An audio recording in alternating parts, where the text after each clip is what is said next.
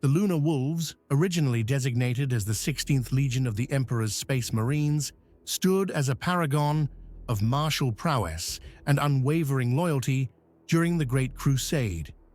This esteemed legion, forged from the genetic material of their formidable Primarch, Horus Lupercal, was celebrated across the galaxy for their ferocity in battle, their unparalleled tactical acumen, and their steadfast devotion to the Emperor of mankind. As the Great Crusade unfolded, the Lunar Wolves carved a formidable path of conquest through the stars, reclaiming lost human worlds and obliterating any adversaries who dared to stand in their way. Their culture, steeped in traditions of martial excellence and brotherhood, was molded in the crucible of countless battles. Their distinctive white and grey armor became a symbol of their purity of purpose and relentless determination, striking fear and awe into the hearts of friend and foe alike. Under the charismatic and strategic genius of Horus, the Lunar Wolves developed a camaraderie and esprit de corps that set them apart from their brother legions. To the Lunar Wolves, Horus was not merely a leader, he was a revered father figure and a god of war, whose vision of unity and strength they embraced with fervor. Rituals of loyalty and solemn oaths of brotherhood were deeply embedded in their identity, binding them together into an indomitable force that seemed destined to achieve the Emperor's grand vision for humanity. As the Great Crusade advanced, Horus was elevated to the exalted position of War Master, the supreme commander of the Emperor's armies. This unparalleled honor not only brought immense glory to Horus, but also catapulted the Lunar Wolves to the vanguard of the Emperor's cosmic ambitions. The Legion basked in their newfound prominence, their exploits becoming legendary as they led the charge in the Emperor's campaign to reunite the scattered remnants of humanity. However, with the mantle of supreme power came insidious temptations. The Lunar Wolves' illustrious journey would soon be marred by a descent into darkness, culminating in one of the most harrowing betrayals ever recorded in the annals of the Imperium. The tale of the Lunar Wolves, marked by their meteoric rise and catastrophic fall, is a poignant saga that echoes through the eons. In our forthcoming segment, we shall delve into the nascent days of the Lunar Wolves, recounting their legendary battles and the rise of Horus as War Master. Join us as we unravel the epic saga of the Lunar Wolves, tracing the events that irrevocably altered the course of the galaxy. Don't forget to like, subscribe, and hit the bell icon to join us on this extraordinary journey through the lore of Warhammer 40k. In the era when the Emperor's gaze first extended beyond the confines of Terra, he embarked on an ambitious endeavor to forge a new, unified humanity that would stretch across the stars. To achieve this monumental task, the Emperor raised formidable new armies, destined to be the vanguard of his Great Crusade.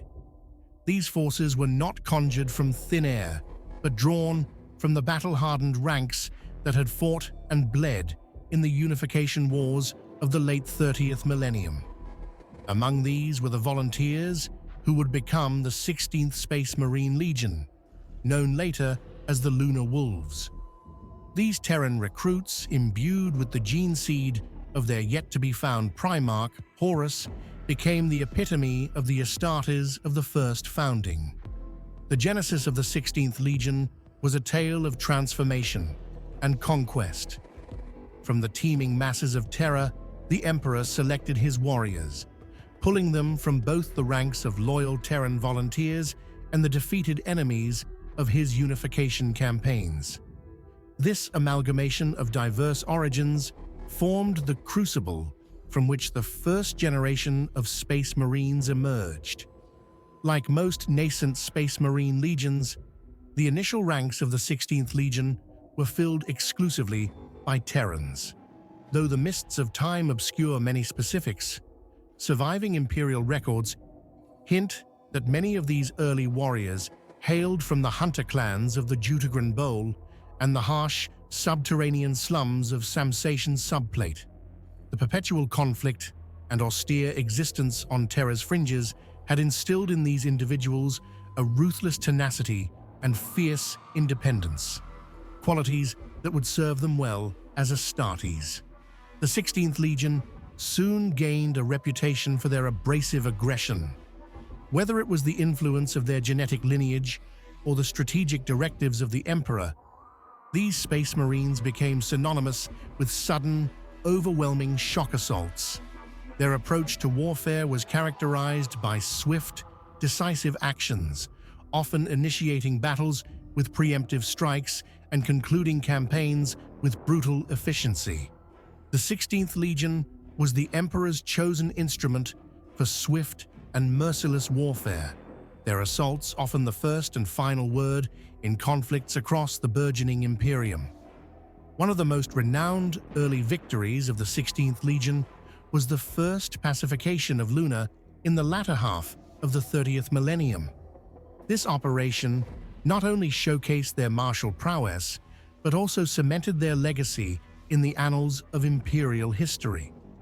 The breaking of the Coriolis enclaves and the relentless campaigns during the Five Winters left indelible marks on Terran society, so much so that the number 16, synonymous with the Legion, became known as the Counting of the Wolf among traders and gamblers in the Capridian Sinks.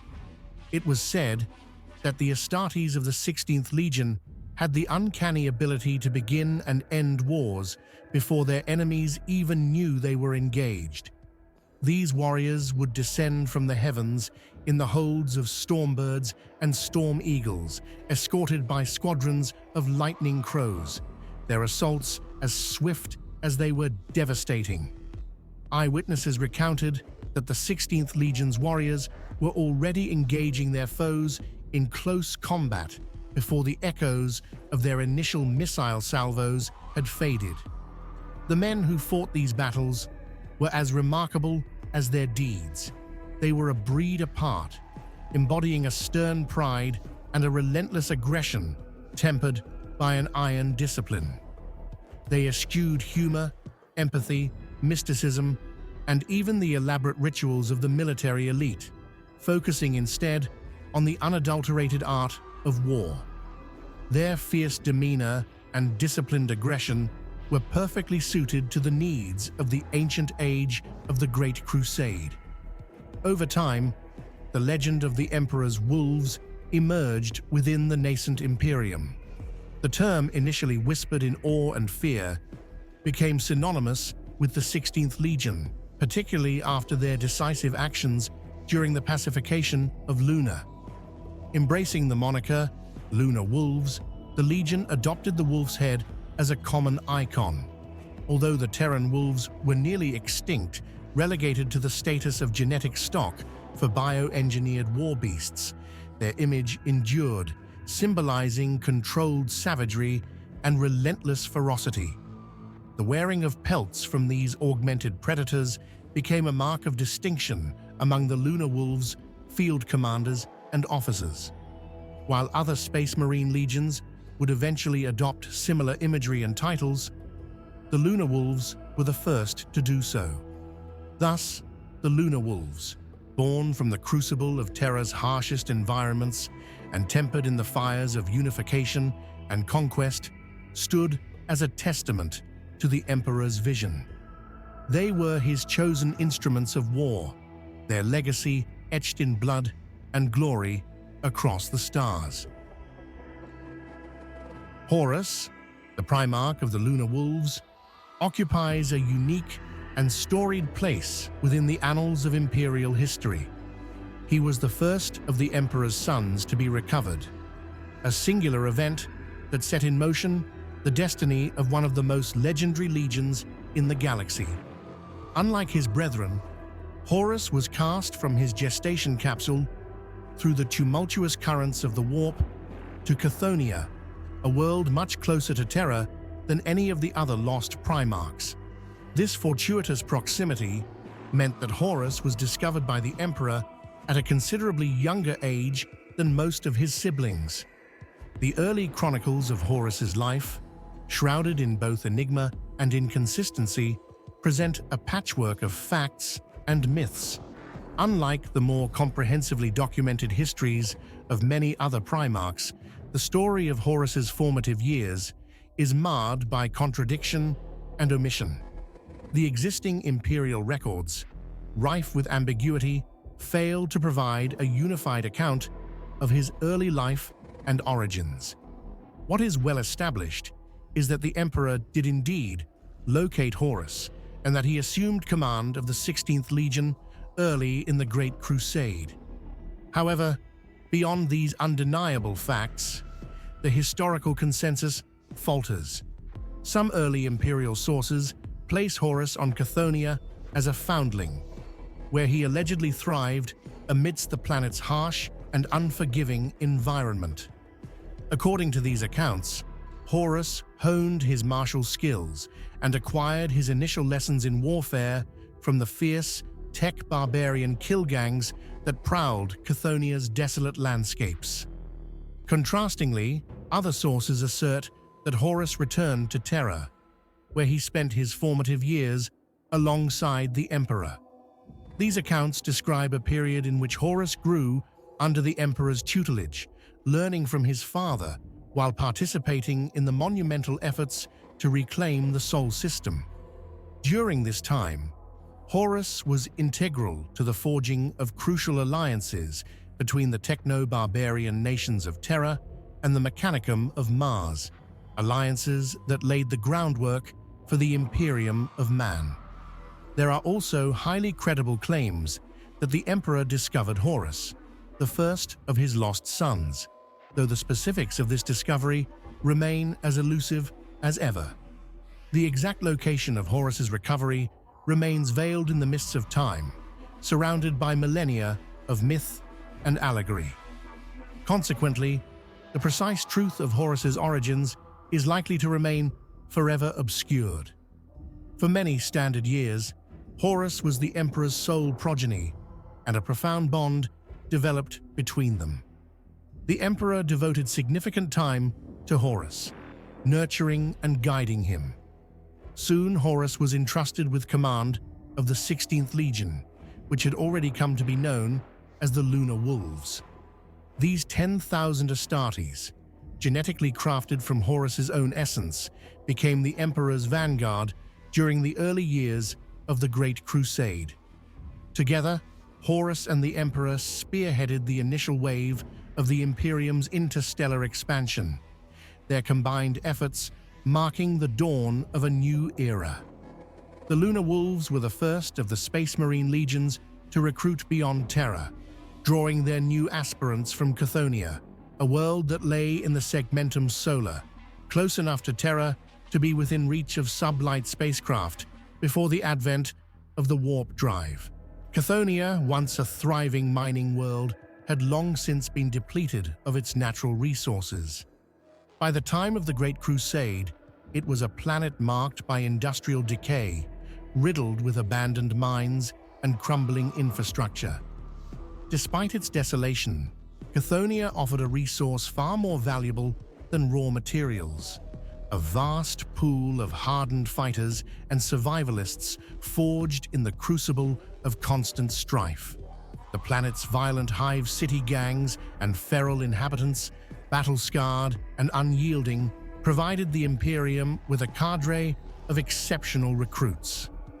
Although Cthonia had been relatively isolated, with only intermittent contact maintained during the Age of Strife, its fierce and resilient population was ideal for the new Imperium's needs. To capitalize on Chthonia's brutal assets, the Imperium deployed its first expeditionary fleets to the system. The recruitment process was both extensive and ruthless, with Imperial recruitment squads scouring the planet for the most promising candidates.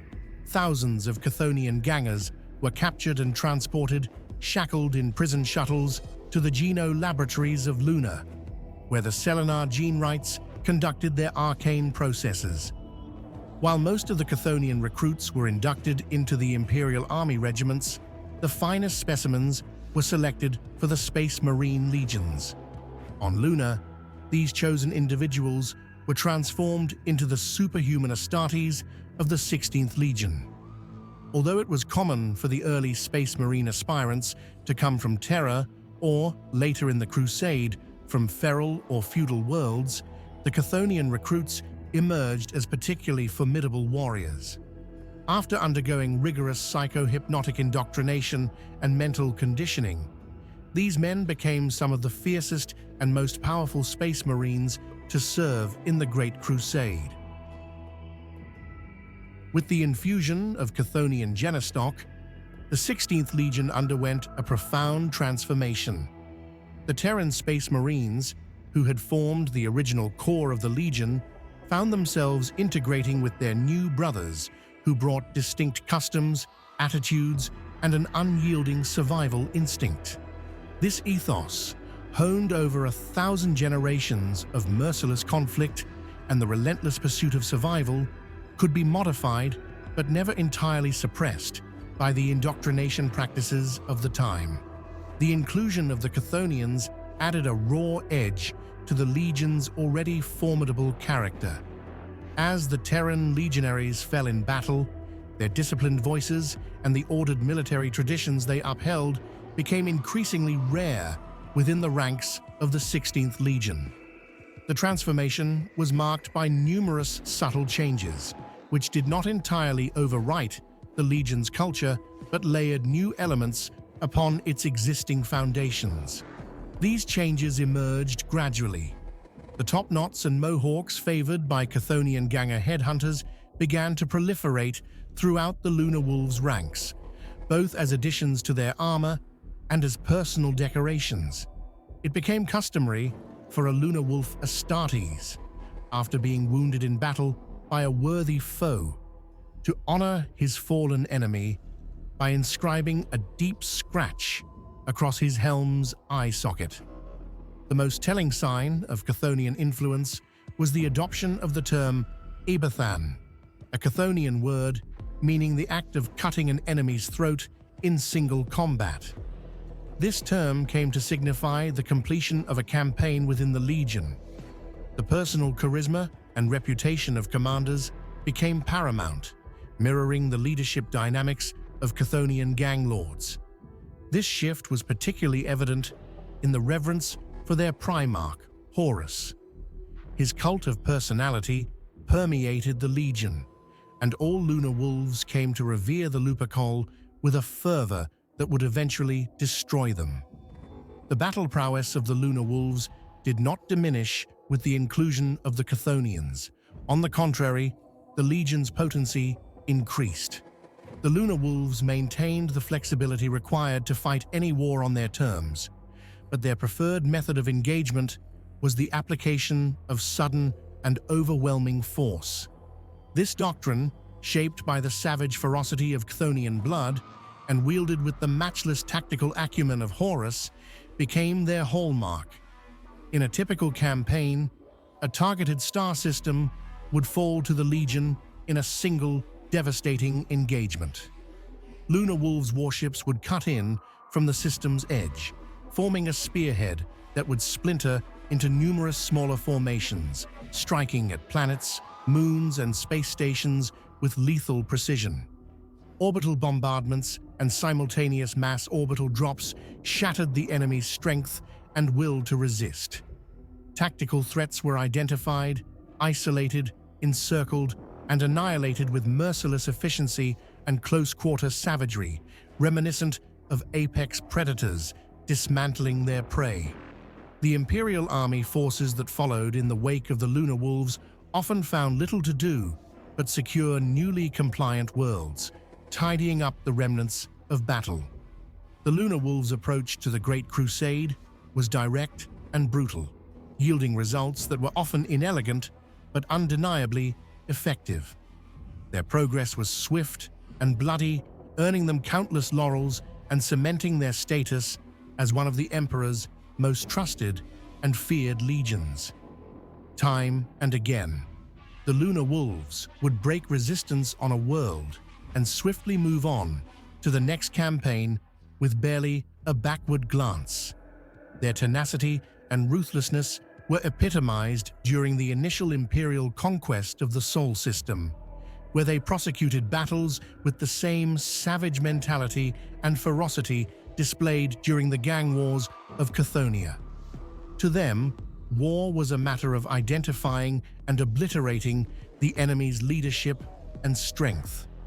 The Lunar Wolves' brutal efficiency was driven by necessity. Wars were either swift and ruthless, or they became protracted and wasteful. Fueled by the momentum of the Great Crusade, the 16th Legion's methods were perfectly suited to the Imperium's rapid expansion.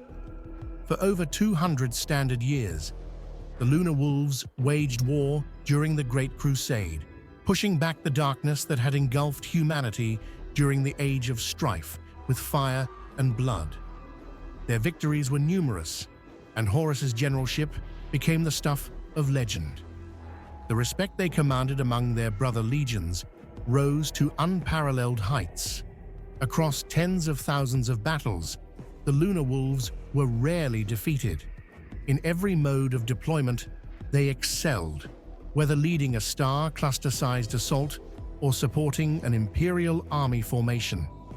Other legions, often wary of the interference of their fellow Space Marines, eagerly sought to campaign alongside the Lunar Wolves. Much of the Lunar Wolves' reputation reflected the qualities of their Primarch. Horus's charisma, unmatched record of victories, and close relationship with the Emperor lent him unparalleled respect among his peers. Horus demonstrated a unique talent for leveraging the strengths of the other legions to their best advantage, making him a peerless commander and ruler within the Imperium, surpassed only by the Emperor himself. Horus commanded the loyalty and respect of all his brothers, backed by his strategic and tactical genius. While others might excel in certain aspects of warfare or law, only Horus could simultaneously embody the myriad ideals of humanity. Even the most difficult and aggressive Primarchs, like Angron and the Night Haunter, often deferred to Horus's wisdom and leadership. Perhaps the greatest triumph of the Lunar Wolves, the Ulanor Crusade, stands as a monumental chapter in the annals of the Imperium, often hailed as the zenith of the Great Crusade itself. The Ulanor sector had fallen under the tyrannical domain of an Orc overlord who subjugated dozens of human-settled worlds. Determined to annihilate the greenskin menace, Horus devised a masterful strategy, deploying secondary assaults by other Space Marine legions and Imperial Army regiments on the periphery of the Orc domain. These feints successfully diverted the Orcs' attention, allowing the Lunar Wolves to strike at the heart of the enemy. In a bold and unexpected move, the Lunar Wolves executed a surprise orbital drop directly onto the Overlord's capital world. Horus, at the forefront, led his first company Terminator elite in a teleportation assault upon the Orc leader's fortress.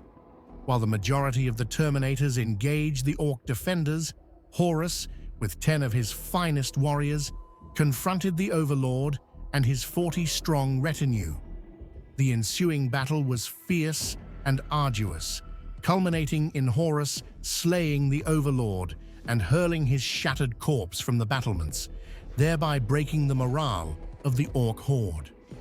Of the 10 Terminators who fought alongside Horus, only one survived, First Captain Ezekiel Abaddon. Upon the successful conclusion of the Ulanor Crusade a year later, the Emperor proclaimed it the most significant victory for the Imperium to date, showering the Lunar Wolves and Horus with accolades. During the grand triumph of Ulanor, the Emperor bestowed upon Horus the title of War Master, elevating him to the supreme commander of all Imperial forces and granting him overarching military authority over the Great Crusade. The Emperor also suggested that Horus rename his legion to solidify his new role. The proposed name was the Sons of Horus. Initially, Horus declined this honor, and the legion continued to bear the name Lunar Wolves. However, Horus grew increasingly concerned that some of the other Primarchs and their legions did not afford him and his Lunar Wolves the respect due to the War Master and his personal legion. Heeding the advice of Sanguinius, Horus eventually accepted the Emperor's suggestion. Shortly after the Interrex campaign, the Lunar Wolves were rechristened the Sons of Horus, adopting new iconography to reflect their Primarch's elevated status. Not long after this transformation, Horus suffered a grievous wound on the moon of Davin, inflicted by Eugen Temba, an old subordinate who had fallen under the sway of the Chaos god Nurgle. Horus was taken to the Temple of the Serpent Lodge on Davin for healing, where he underwent an induction ceremony. In the days following his recovery, some of Horus's officers noted a discernible change in his demeanor. It is now understood that the temple was, in fact, a chaos coven, which ensnared the War Master through the machinations of Lorgar, Primarch of the Word-Bearers. A similar warrior lodge already existed within the Lunar Wolves, having been established after their first visit to Davin. This practice was part of Horus's strategy to forge bonds with local populations, easing their integration into the imperial fold by presenting the warriors from the stars as brothers. This lodge was later used by Horus to corrupt his marines, and similar lodges within other legions under his command were employed for the same insidious purpose. Horus's allegiance had shifted. His legion came to believe that he was possessed by a demon. Whether or not this is true, it is certain that he had pledged himself entirely to the powers of chaos, and he now harbored a new vision for the Imperium, with himself as its ruler. Renouncing his sacred oath to the Emperor, Horus led his legion down the dark path of chaos, embracing the multifarious gods of the warp. He sought to sway his brother Primarchs to his cause, and succeeded in turning Angron, Fulgrim, and Mortarion. These three were the first of 8 other Primarchs and their Space Marine legions who would follow Horus into the abyss of betrayal. The majority of the Sons of Horus, already fiercely loyal and imbued with pride for their Primarch, had little hesitation in following Horus's lead. They swiftly renounced their oaths to the Emperor, pledging themselves to Horus's grand ambitions and the sinister gods of the warp. The corruption spread like wildfire, reaching every corner of the Imperial Adepta with which Horus had dealings, including a faction of the Adeptus Mechanicus. This taint permeated the Collegia Titanica and the Legio Cybernetica, leading to the formation of the Dark Mechanicum and igniting the catastrophic civil war known as the Schism of Mars. Horus, intimately familiar with his fellow Primarchs, skillfully played upon their pride, martial prowess, and simmering grudges against the Emperor and each other. Through a combination of persuasion and manipulation, he secured the loyalty of half the Primarchs and their legions. His machinations led to the purging of loyalists during the Battle of Istvan III and the near destruction of 3 loyalist legions in the infamous drop site massacre on Istvan V. The galactic civil war that ensued, known to later generations as the Horus Heresy, spanned 7 Terran years of unparalleled death and destruction. This epoch of strife was the darkest conflict in the history of the Imperium and nearly brought it to its knees. Horus and his traitor legions advanced inexorably towards Terra, intent on toppling the Emperor once and for all. The climax of this internecine war saw Space Marine pitted against Space Marine as the forces of chaos laid siege to Terra itself. The Imperial Palace was breached during the cataclysmic Battle of Terra. In the end, it was Horus who met his demise at the hands of the Emperor aboard the Vengeful Spirit. With Horus's death, the rebellion was shattered. The death of Horus was a cataclysmic blow for the Sons of Horus. Leaderless and demoralized, the remnants of the 16th Legion fled into the Eye of Terror. There, First Captain Ezekiel Abaddon rose to claim the mantle of War Master of the Forces of Chaos, becoming Horus's heir and the foremost champion of Chaos. Having escaped the Sol system in the wake of the Battle of Terror, the Sons of Horus established themselves upon a demon world. This desolate planet served both as a tomb for their fallen Primarch and a fortress from which they would launch further attacks against the Imperium and other traitor legions in the form of the Black Crusades. Bereft of their glorious leader, the Sons of Horus floundered. Desperate for power, they sought the favor of the Chaos Gods, inviting demonic possession and the costly blessings of the Warp. The legions suffered under the constant attacks of former allies as the brief unity of the Dark Gods fractured into the usual internecine rivalry, culminating in the Legion Wars. In a devastating blow, the remnants of the Emperor's children stole the body of the fallen Horus from its tomb, allegedly with the intent to clone him and create a new War Master to lead the traitor legions. Salvation came when Ezekiel Abaddon, now known as Abaddon the Despoiler, led a counterattack against the Emperor's children, destroying Horus's body and heralding a new age for the 16th Legion. The Sons of Horus were reborn as the Black Legion, their armor now colored black in mourning for their fallen Primarch and their failure to overthrow the Emperor. Abaddon's actions reinvigorated the Legion, reviving the belief that they were destined by the will of the Dark Gods to inherit the galaxy. When the war bands of the Black Legion gather under Abaddon's wrathful banner to unleash another Black Crusade, the words of Horus echo through the ranks, "Let the galaxy burn." Thus began the long war for control of the galaxy by the forces of Chaos and the Black Legion. One of the reasons I believe the Lunar Wolves are criminally underrated lies in the lack of recognition they received prior to their fall into the clutches of Chaos.